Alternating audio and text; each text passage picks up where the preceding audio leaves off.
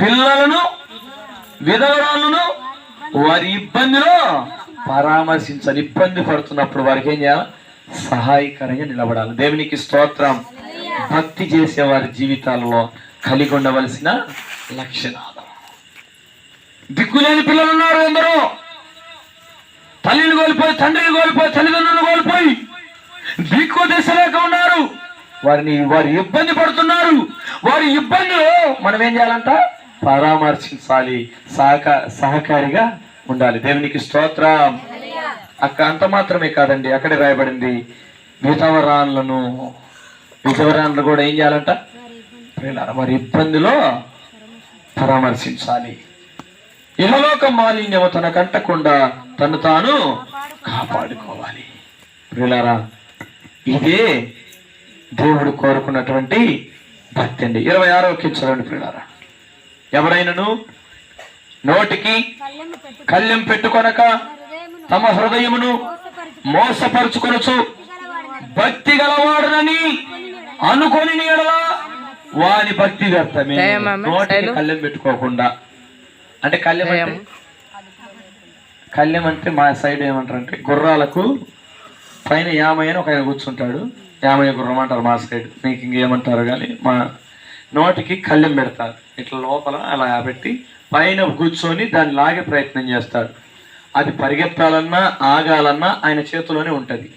గట్టిగా లాగినాడంటే ఆ దవడల కల్లా ఆ రాడ్ ముక్క అది నోట్లో ఉంటుంది కాబట్టి అది గట్టిగా ఆ పర్ల కల్లా తగులుకొని నొప్పి కలుగుతా గుర్రం అట్లా ఆగిపోతుంది. అది అంటే ఆ కళ్ళెం ఉంటేనే అది మాట వింటది. మన జీవితంలో కూడా నోటికి ఏం పెట్టుకోవాలంట? అంటే మన ఇష్టానుసారంగా మనం ముందుకు సాగటానికి లేదు. మనం నడిపించే దేవుని ప్రకారం మనం నడవాలా అని. దేవునికి స్తోత్రం. ఆ గుర్రం పైన కూర్చున్నటువంటి వ్యక్తి ఏ విధంగా నడిపిస్తున్నాడో ఆ విధంగానే నడవాలి ఆ గుర్రం.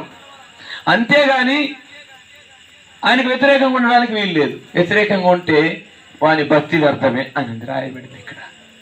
ఇక్కడ రాయబడిన మాట చదవండి. నేను ఎవడైనను నోటికి కళ్ళెం పెట్టుకొనక తన హృదయమును మోసపరుచుకొనొచ్చు భక్తి గలవాడని అనుకొని వాని భక్తి వ్యర్థమే.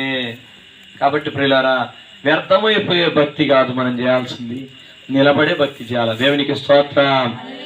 నోటిని అదుపులో లేకుండా మనం ఇష్టానుసారంగా మాట్లాడే మాటలను మనం ఏం చేయాలి? అదుపులో పెట్టుకోవాలి. నోటిని ఇష్టానుసారంగా మాట్లాడడానికి వీలు మన దేవుని ఆజ్ఞ ప్రకారమే మనం మాట్లాడాలా. పొరుగు వారిని 4 విషయాలు చెప్పాను.